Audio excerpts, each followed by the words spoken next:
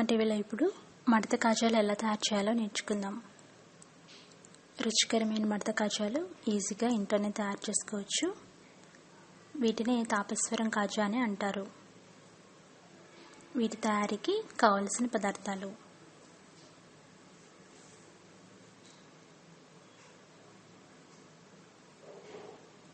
మైదా పిండి 2 కప్పులు,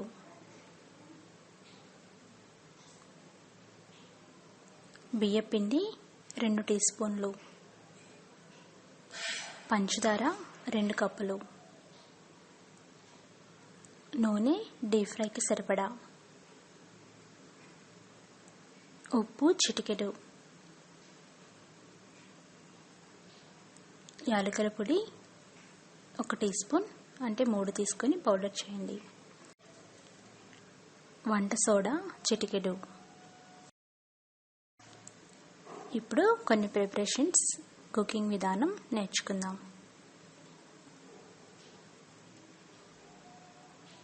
ముందుగా ఒక బౌల్ తీసుకొని కొద్దిగా నూనె వేయండి.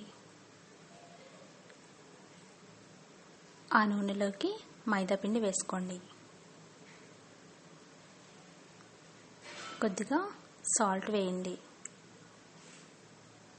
ఇవన్నీ కలిసేలాగా బాగా కలియపెట్టండి. ఇప్పుడు కొద్దిగా వంట సోడా వేయండి. కొంచెం కొంచెం వాటర్ పోస్తూ పిండి కలుపుకోవాలి.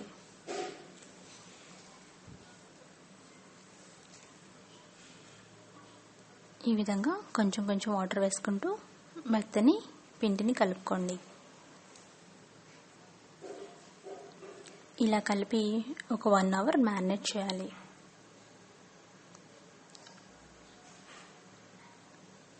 తర్వాత ఒక బాండీ పెట్టి పంచదార వేయండి. దానికి హాఫ్ అమౌంట్ వాటర్ వేయండి.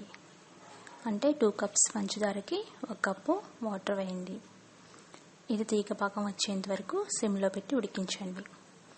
ఈ లోపుగా మ్యారినేట్ అయిన పిండి ముద్దని బాగా మ్యాష్ చేయాలి. ఎంత బాగా మ్యాష్ చేస్తే కాజాలు అంత బాగా వస్తాయి. అలాగే స్మూత్నెస్ కూడా వస్తుంది. కొంచెం పిండి వేసుకొని ప్లాట్ఫామ్ మీద బాగా మ్యాష్ చేయండి. వీటిని ఈక్వల్ బాల్స్ లాగా చేసుకొని చపాతీలు చేసుకోవాలి. చాలా థిన్గా చపాతీలు తయారు చేసి పెట్టుకోండి. ఎంత వెడల్పుగా అయితే అంత వెడల్పుగా చేసుకొని చపాతీలు రెడీగా పెట్టుకోండి. షేప్ అంత కరెక్ట్గా లేకపోయినా పర్వాలేదు. ఈలోపుగా పాకం వచ్చిందో లేదో చూడండి. ఇది తీగ పాకం వచ్చేంత వరకు సిమ్లో పెట్టి ఉడికించుకోవాలి. ఇప్పుడు దాంట్లో యాలకుల పొడి వేయండి. దీనివల్ల మంచి స్మెల్ వస్తుంది. అలాగే పాకం కూడా రెడీ అవుతూ ఉంది కదా. ఈలోపుగా మనం కాజాలు చుట్టుకుందాం. తయారైన చపాతీలని ఒక పేపర్ మీద తీసుకోండి. ముందుగా ఒక చపాతీ తీసుకొని దాని మీద కొద్దిగా నూనె పోయాలి.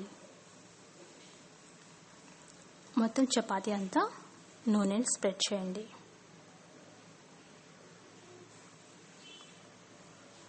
ఈ విధంగా స్ప్రెడ్ చేసిన తర్వాత బియ్యం పిండితో స్ప్రింకిల్ చేయాలి. ఎందుకంటే పొరలు పొరలుగా రావడానికి మనం ఇక్కడ బియ్యం పిండి వాడుతున్నాం.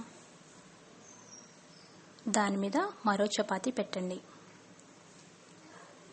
అలాగే కొద్దిగా ఆయిల్ పూయండి.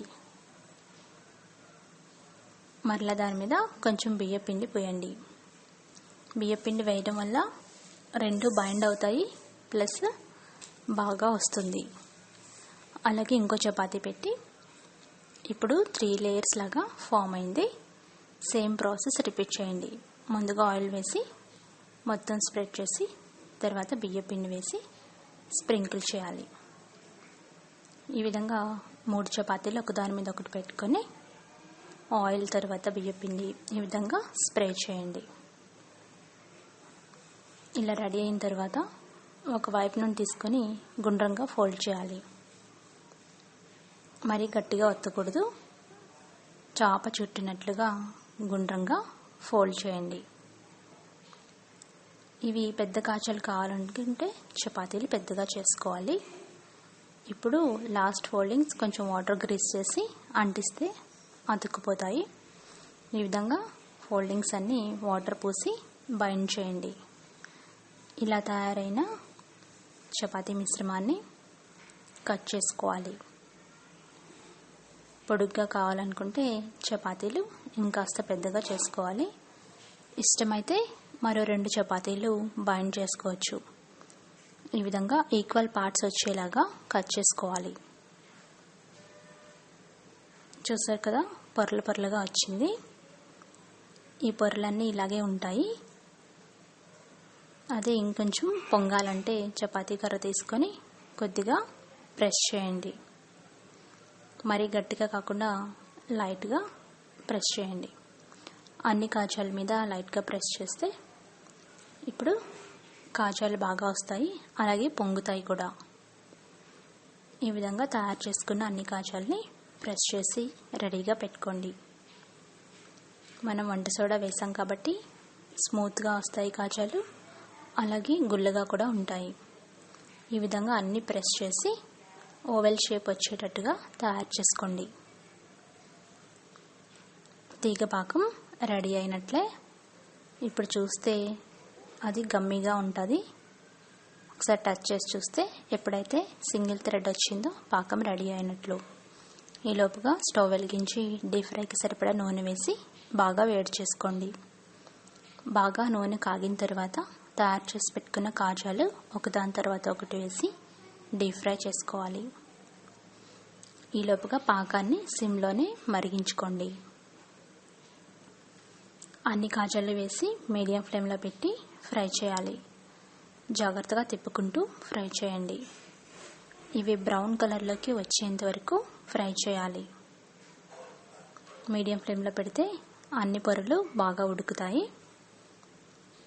చూసారు కదా, బ్రౌన్ కలర్లోకి వచ్చినాయి. ఇలా వచ్చినప్పుడు వాటిని తీసుకొని ఒక ప్లేట్లో వేసుకోండి.